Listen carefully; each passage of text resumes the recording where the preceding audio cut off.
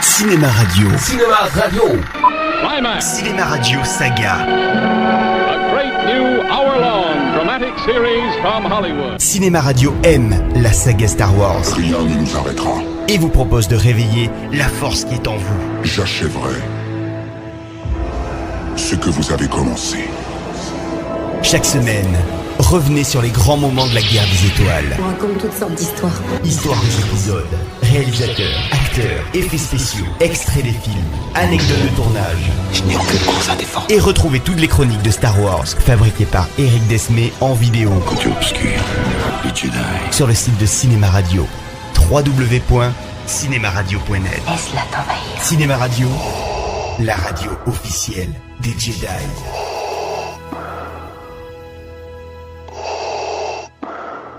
Épisode numéro 1, la menace fantôme. Deuxième partie, coulisses et anecdotes.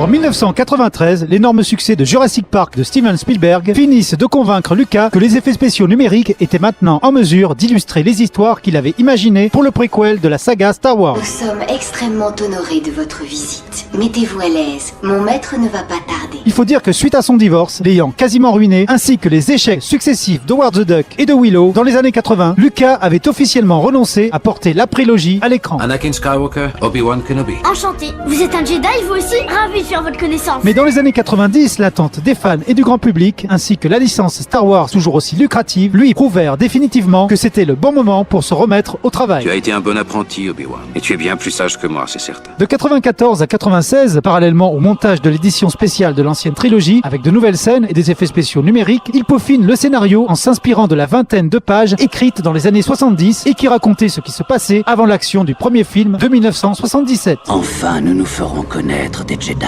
Enfin, nous aurons notre revanche. Tu as été bien formé, mon jeune apprenti. Ils ne feront pas le poids face à toi. Contrairement aux épisodes 5 et 6, ce sera lui qui réalisera à nouveau ce film, ainsi que les deux suivants, chose qu'il n'avait plus fait depuis 20 ans. On a failli mourir à cause de toi. Tu n'as pas de cervelle? Je sais perler. Ce n'est pas parce que tu parles que tu es intelligent. Comme à l'époque, les scènes se déroulant sur la planète Tatooine sont filmées en Tunisie. Mais dans la nuit du troisième jour de tournage dans le pays, une tempête de sable détruit la plupart des décors et des accessoires. Le tournage est alors suspendu un temps afin de permettre les réparations. Malgré cela, l'équipe de tournage parvient à quitter la Tunisie à la date initialement prévue. Est-ce que t'es un ange? Quoi? On dit qu'elles vivent sur les lunes de Yego, je crois. Tu es un drôle de petit garçon. Si quelques scènes se déroulent dans de vrais décors avec de vrais figurants, la menace fantôme contient beaucoup de séquences où la foule et le paysage sont entièrement faits en images de synthèse. Lâche-lui ça! Lâche-lui ça! Lâche-lui ça! D'ailleurs, la scène de bataille entre les Gungans et l'armée robot de la Confédération sera même conçue sans aucun être humain. Bref, une véritable séquence d'animation. Jar Jar, balance la boumasse. Quoi?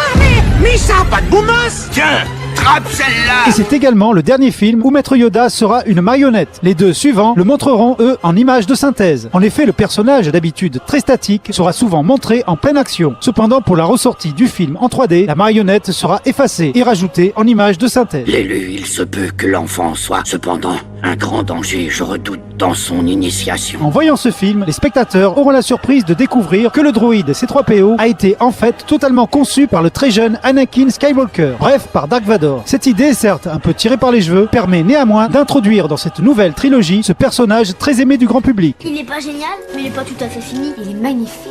C'est un droïde de protocole, regarde! Je suis C3PO, relation humain-cyborg, R2D2, enchanté. Je vous demande pardon, qu'entendez-vous par nu? J'ai les puces à l'air. Oh, juste au ciel. Et la fin de la revanche des Sith vous expliquera pourquoi C3PO ne se souvient plus de Vador, pas plus que de son camarade robot R2D2, présent également dans ces nouveaux épisodes. Je vous confie ces deux droïdes. Traitez-les bien, nettoyez-les et quand il sera propre, effacez la mémoire du droïde de protocole. Comment? Oh non. Si la musique, toujours signée John Williams, est omniprésente dans la menace fantôme, Lucas décide néanmoins de la supprimer dans une bonne partie de la célèbre course de modules, accentuant de ce fait la brutalité et la force de cette séquence mythique.